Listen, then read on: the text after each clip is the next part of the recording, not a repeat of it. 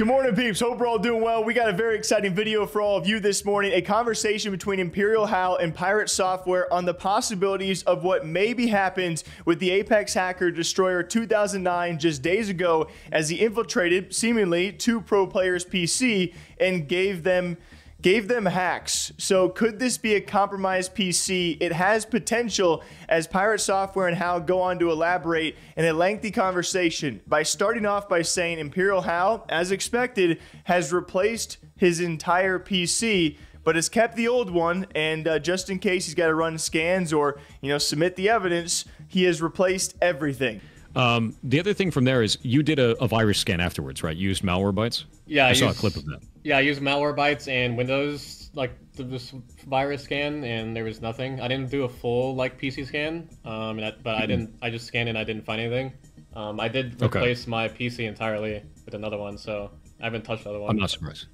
Yeah, no, that makes a ton of sense. Do you still have that PC? Yeah. Where you can run scans on it and everything? Yeah. I would be interested in seeing you run Malwarebytes again, but instead of doing like a quick scan, did you do a deep scan on it for like scan for rootkits and everything like that? Because there's a bunch of toggled options. Scan. I would do that. I would keep that thing off the network for sure, but turn it on and run a deep scan on it and do the advanced options, because there's an advanced options menu and just check all the boxes. If we can prove the difference between your machine being compromised directly, which could be possible, or the game being compromised, that's the big thing that has to be proven right now. And everyone's making a claim saying oh, the game is compromised. It's RCE. The easy anti-cheat is compromised. RCE. There's no proof of it. And I thought a very interesting part of this conversation is how actually presents the history of Destroyer 2009 and the things that maybe some of you have forgotten that he has actually done, because he's been messing with pros for quite some time, giving them packs, stream sniping them with all those bots, of course the ALGS event, and other things. Destroyer 2009 has had a history with a lot of these players, and so Hal kind of goes into detail for all of those people who were unaware. From my perspective, I can't really tell if my computer is compromised, just because I feel like I think he's able to, he just decides not to. He wants to get I think his whole message is, because he's been doing this for a while, to give you context, it's I ran into this guy, his name is in-game too, Destroyer 2009 or whatever, you've seen the bot clip and stuff like that. He's been terrorizing ranked for a while now, just messing with ranked. He would just go into the lobby, and he's literally unbannable, and he would do this there was another thing, because he was unbannable, he would do what is the word, basically he would be displayed as a console player, but he was on PC. He was I think he was using an emulator, I think that's what it was called, so he was practically unbannable, which is why he would just stream snipe me and just kill me every single game and stuff like that. But he was literally just untouchable in game. He was nobody would able to ban him or anything like that, because he was using an emulator. I also saw the video where he was spawning in a number of bots, and those bots were kind of running after players automatically. It was 40 plus bots jumping in. Yeah.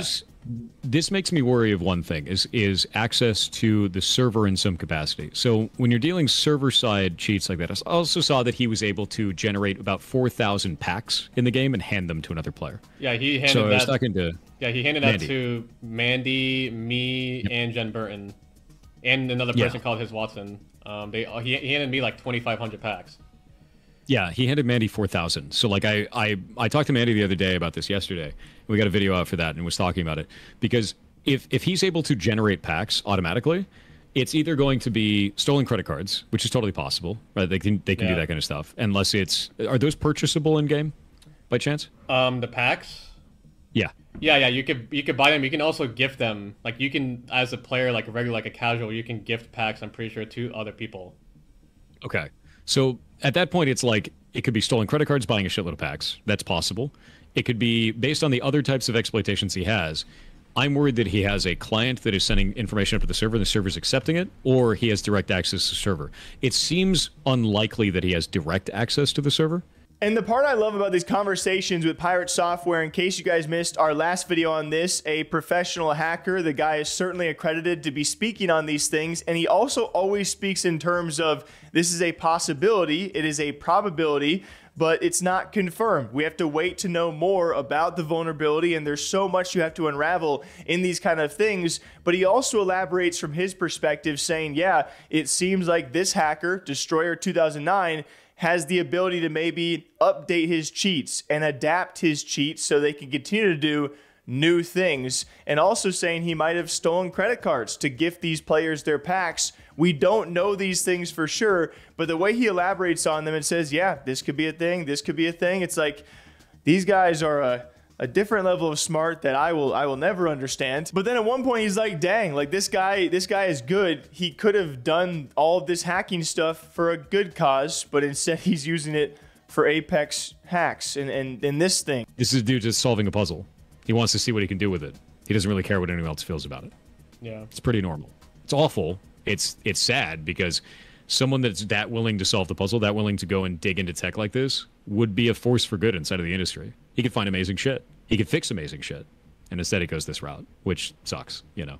Yeah. And then finally we got to the part where it's a possibility that the hacker actually revealed himself, and Hal has a compromised PC from whether it be a download link, a Trojan, or something on his end, which gave the hacker access to his PC. It is a possibility. It is not confirmed, but they talk about this for a few minutes and about potentially revealing the IP of the hacker as well. So they've got a screenshot here for me, and I'm not going to show it on stream, obviously, because I don't know if it's your IP address. It looks like it's actually the attacker's jump box. Yeah, it might be. It is. I wouldn't show that anywhere. But is that not your IP at the end of that URL there? That is not mine. Okay, I'm not surprised. So the reason why this is interesting is that IP address, if you run it through VirusTotal, is actually showing that it's running as malicious. There's a shitload of malicious hits on that. And that screenshot shows that there was an inbound connection to your computer from that IP address over port 135 on your stream. There's a screenshot for it. Yeah. I think this dude had direct access to your machine. I don't think it's RCE.